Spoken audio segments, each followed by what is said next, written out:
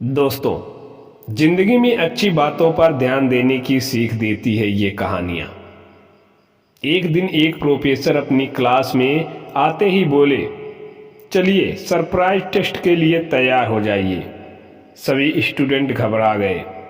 कुछ किताबों के पन्ने पलटने लगे तो कुछ सर के लिए नोट्स जल्दी जल्दी पढ़ने लगे। ये सब कुछ काम नहीं आएगा, प्रोफेसर मुस्कुराते हुए बोले। मैं क्वेश्चन पेपर आप सबके सामने रख रहा हूँ। जब सारे पेपर बट जाएं, तभी आप उसे पलट कर देखिएगा। पेपर बांट दिए गए। प्रोफेसर ने निर्देश दिया, ठीक है, अब आप पेपर देख सकते हैं। अगले ही क्षण सभी क्वेश्चन पेपर को निहार रहे थे। पर ये क्या, इसमें कोई प्रश्न ही नहीं था। तो सिर्फ व्हाइट पेपर पर एक ब्लैक स्पॉट है। एक छात्र खड़ा होकर बोला, ये क्या सर, इसमें तो कोई क्वेश्चन ही नहीं है। प्रोफेसर बोले, जो कुछ भी है आपके सामने है, आपको बस इसी को एक्सप्लेन करना है और इस काम के लिए आपके पास सिर्फ 10 मिनट हैं।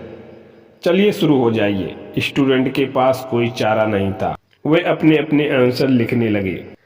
समय खत्म हुआ। प्रोफेसर ने आंसर शीट कलेक्ट की और बारी बारी से उन्हें पढ़ने लगे। लगभग सभी ने ब्लैक स्पॉट को अपनी अपनी तरह से समझाने की कोशिश की थी, लेकिन किसी ने भी उस स्पॉट के चारों ओर मौजूद व्हाइट स्पेस के बारे में बात नहीं की थी।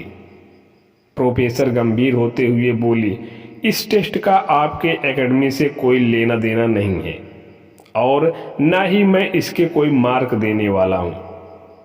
इस टेस्ट के पीछे मेरा एक ही मकसद है। मैं आपको जीवन की एक अद्भुत सच्चाई बताना चाहता हूँ।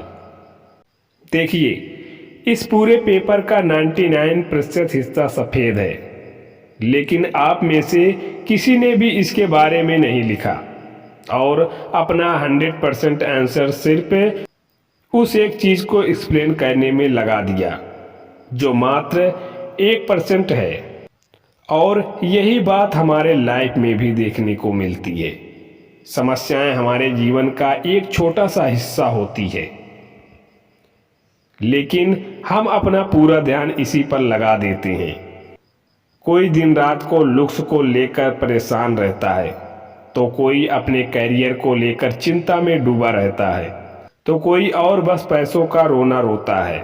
क्यों नहीं हम अपनी ब्लेसिंग को काउंट करके खुश होते हैं?